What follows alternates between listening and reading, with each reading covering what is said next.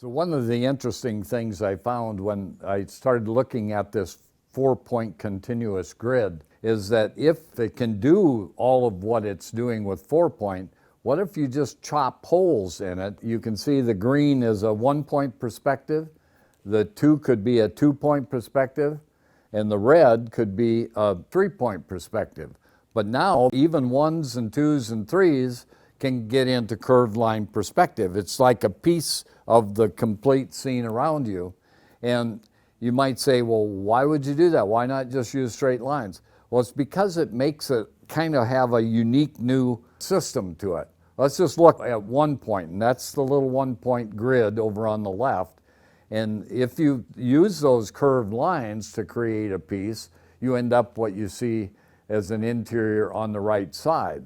And the same thing with 2-point. This is what curved line 2-point perspective would look like. The 1 point on the left is curving to it, and then the up and down lines are running straight up and down, and then the ones on the right would be slightly curved too. And then the 3-point, but in this case the 3 points are being selected like a north on the left side, east, and then to south on the right side. Then you start playing with this kind of thing, little cubical patterns that are projecting across in front of your eyes. And then the interior is using that same system. It gives you a little different effect for the use of the 3-point.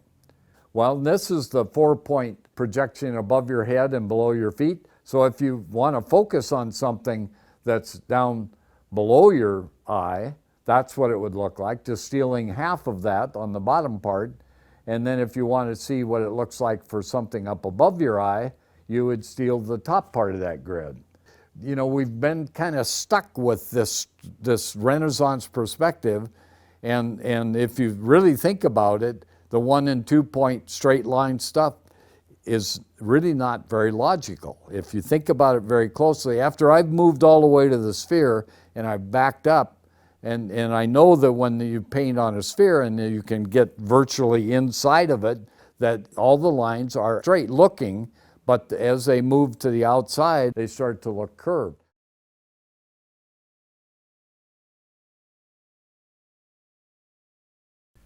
This is a curved line 3-point perspective. You can see the 3 vanishing points there. If you notice, the lines up and down are all straight up and down. So you can see the up and down lines are going in a straight line, but all the others are curved.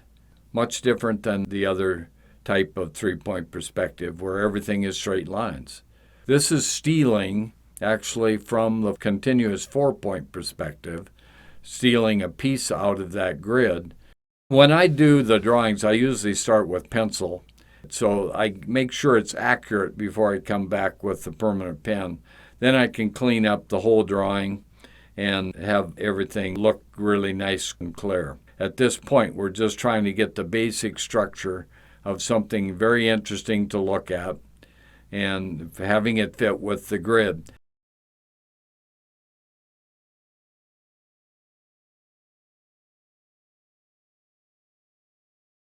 So now you can see I'm coming back with color. And the way I use color a lot is to help me keep myself organized and to keep the visual person looking at my piece organized as to what's happening. What the orange is all one plane. So I'm actually jumping from one cube to another, but it's exactly the same plane that's the same color. So that you can see the plane there is all blue. Now I'm sort of sketching out a landscape that the structure is fitting in, just to make people aware that it isn't just a cubical structure that we're playing with and that's all there is to it. I think it's neat to put a landscape around it, and all of a sudden it's a real thing. So once I sketch that out in pencil and come back with the pen, you can see that I'm coming back with some color into this. This will come back with some shading into it, cross-hatching into it, and make it pop, as I always say. So this is the basic fundamental part of it, and then we'll show you end results and what I did with it.